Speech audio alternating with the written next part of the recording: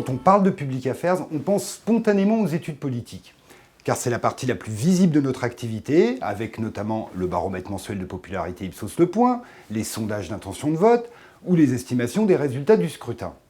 Cette visibilité, elle est essentielle, car elle renforce notre légitimité à effectuer d'autres études publiées sur des sujets de société moins directement liés à l'actualité politique. Nous en publions environ 70 à 80 par an. Cette visibilité constitue également un atout pour mener des études politiques et des études d'opinion au sens large, cette fois-ci confidentielles, pour l'ensemble des décideurs publics, ministères, collectivités locales, institutions publiques, organismes professionnels et bien entendu partis politiques. Ça, c'est le périmètre d'intervention connu et historique de Public Affairs. Mais aujourd'hui, cela ne représente pas plus de 40% de notre activité.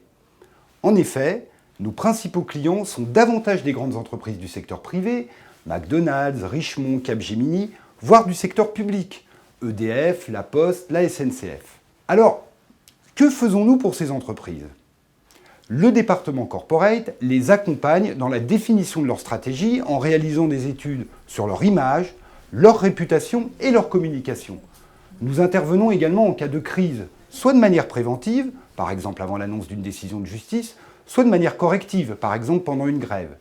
Et tout cela représente aujourd'hui 30% de notre activité. Qu'est-ce qui nous différencie par rapport au département opinion des autres instituts ?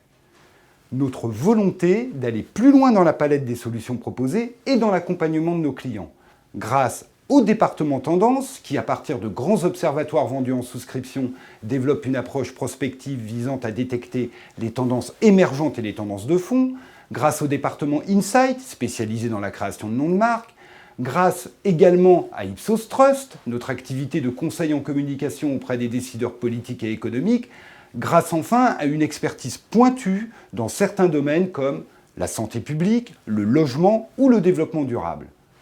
Au total, Public Affairs, c'est 40 collaborateurs et 11 millions d'euros de chiffre d'affaires avec un maître mot pour nous définir, la diversité.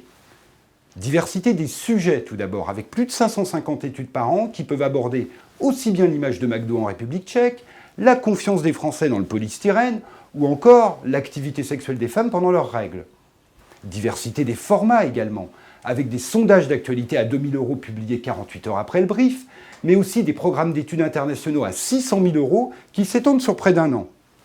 Diversité, enfin, des compétences, avec un département intégré de traitement statistique et de codification, un département qualitatif, mais aussi un sémiologue, une experte en communication et une en création de marque. Seule vraie exception à cette diversité, les gens de Public Affairs descendent tard à la cantine, à une heure où la diversité des plats est souvent plus restreinte. Bref, vous l'aurez compris, Public Affairs, c'est la diversité dans les sujets, pas dans les plats. Et nous vous accueillerons avec plaisir au 5e étage.